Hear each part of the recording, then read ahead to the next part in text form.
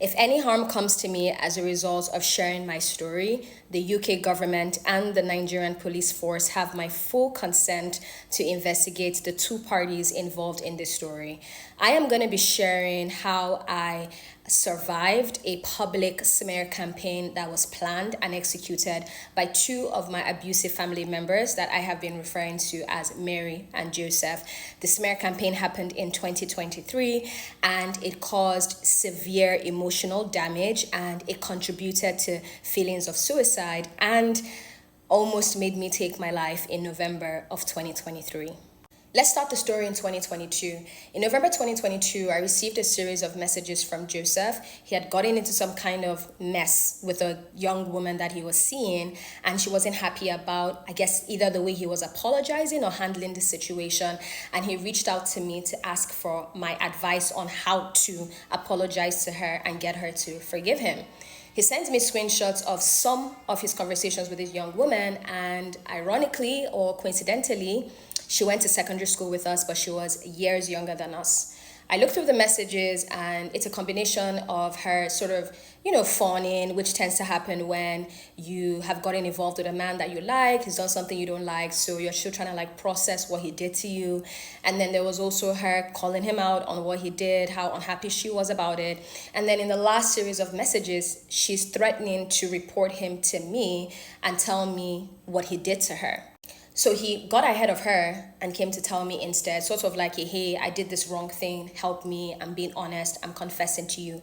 Now, everything about that made me uncomfortable because some of the stuff he was sharing with me was honestly TMI. Yes, we're family members, but I have very strict boundaries about what I discuss with my family members, and that was too much information for me. And he even admitted, as he was telling me what he did, that, it's kind of embarrassing telling you, these details about my intimate life with this woman. And I'm like, yeah, kind of is, but let's focus on what needs to be done. So I said to him, give her my number. I have no issues with her contacting me. But what I'm going to tell you to do is, number one, you need to stop making excuses for what you did, because from what I'm seeing in these messages, you're trying to explain yourself and you're not really listening to what she's saying. And the second thing I told him to do was to call her to a public place, because the both of them at the time were in the UK. So I said, call her into a public place and apologize to her. Listen to what she's saying, hear her out. Don't make excuses, don't deflect, don't pass the blame. Just say you're sorry, apologize, and give her the time that she needs to process what happened and heal from it. Now, I did not get involved intentionally because, one, I wasn't involved when the both of them started to see each other. She didn't tell me she was interested in him, and he didn't tell me he was interested in her. The both of them decided that they were going to do this thing together. Nobody called me, nobody asked me for my input, which is fine. Secondly, I didn't want a scenario where I would reach out to her and it would come across as me being coercive or me trying to pressure her into accepting his apology, and that can be quite dangerous, especially when you are the female relative of a harmful and dangerous man. But I was willing to hear her out if she did reach out, and I only wanted to say two things to her if she reached out. Number one, get into therapy. You are in the UK, you have the best resources. Number two, do not ever get involved with this man again. Do not ever. There is no single woman who has ever come to me to express any kind of interest in Joseph and I've said, yep, that's right, go for him. My response had always been the same from day one. Look away. This is not a man that you should be involved with. So any woman who was involved with Joseph did not run it by me, did not come to me. If anything went left, none of them reached out to me. The only person who threatened to reach out to me was this young woman. Now, after I tell Joseph what to do, he says no problem. He will listen. He thanked me for my help. And the last update I got was, it was handled. Fantastic. Now let's go into 2023. In June of 2023, I was still a practicing Christian. I began to get this feeling that it was time for me to put some healthy distance between myself and Mary and Joseph as well. And I wanted to get into intense therapy to address the childhood trauma, the abuse, and the sick things that they both did to me after my dad died.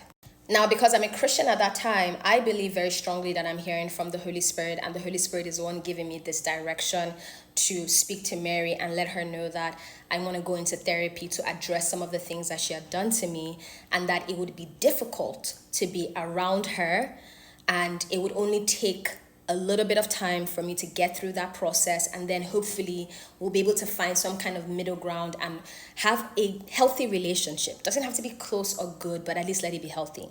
Thankfully, I documented what I was going to say to her, and on June 8th at 7:55 a.m., I wrote this note.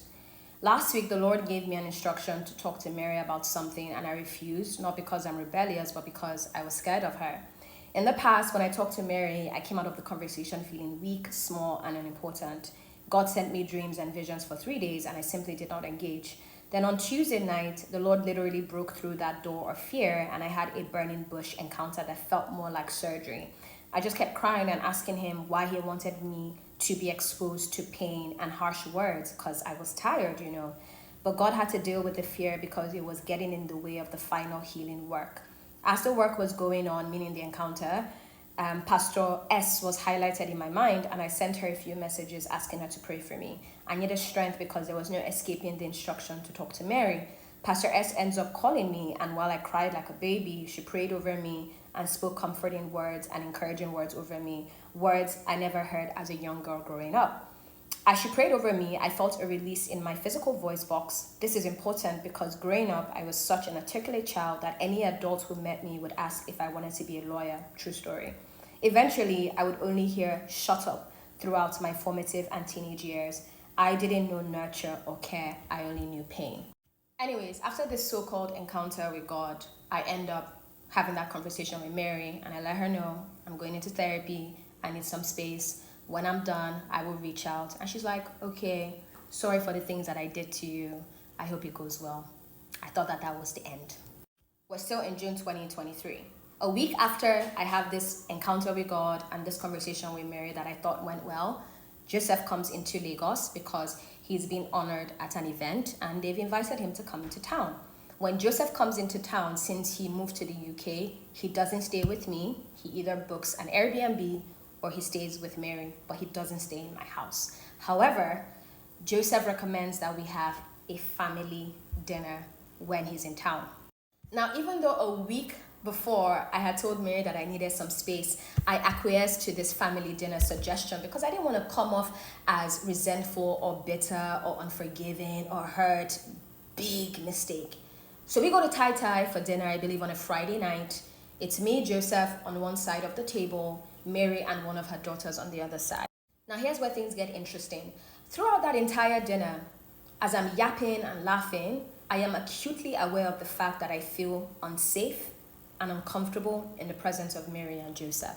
And why wouldn't I feel unsafe? After all, just a few years ago, Joseph threatened to unalive me, and Mary told me to leave the house or Joseph was going to unalive me. She actually agreed that, yep, this boy is going to unalive you if you stay in that house. So of course I feel unsafe. But at the same time, there's this cognitive dissonance of, okay, but they're my family members, so make it work. But when I got home, and I am so thankful to myself for this, myself was like, nah, he gotta go too. The same way you told Mary you need space, you gotta tell him the same, because you can't ignore how your physical body felt around this man. And not only that, Joseph invites me and the whole family to the event, and I knew that I wasn't going to go, but I also knew that I had to be careful about how I let him down, because when it comes to violent and abusive people, they don't do rejection very well. They don't take it lightly. So I wait till June 23rd, that was a Friday morning, and I sent Joseph a voice note. And in the voice note, I basically tell him, look, I need some time, I need some space. I've had the same conversation with Mary. I didn't feel safe around either of you at the dinner table. I need time to process what you guys did to me in 2018 that made me leave the house. I need to process some of the things that you guys said to me and some of the things you did after my dad died. Just give me some space. It doesn't mean that I'm exiting from the family. I just need some time to deal. Also, I'm not going to come to your event because I don't want to play family. That voice note is on my YouTube channel. It's 13 minutes long, but I think it's worth listening to. And I have a nice speaking voice, so it will go by quickly. Now, here's where things get a little tricky. Joseph actually responds and says, you know what, you're right. I haven't been the best with XYZ. I'm working on it. Thank you for letting me know. Fantastic. First, Mary is on board. Now, Joseph too. Lucky me. I can now breathe and focus on taking care of myself. Boy, was I fucking wrong.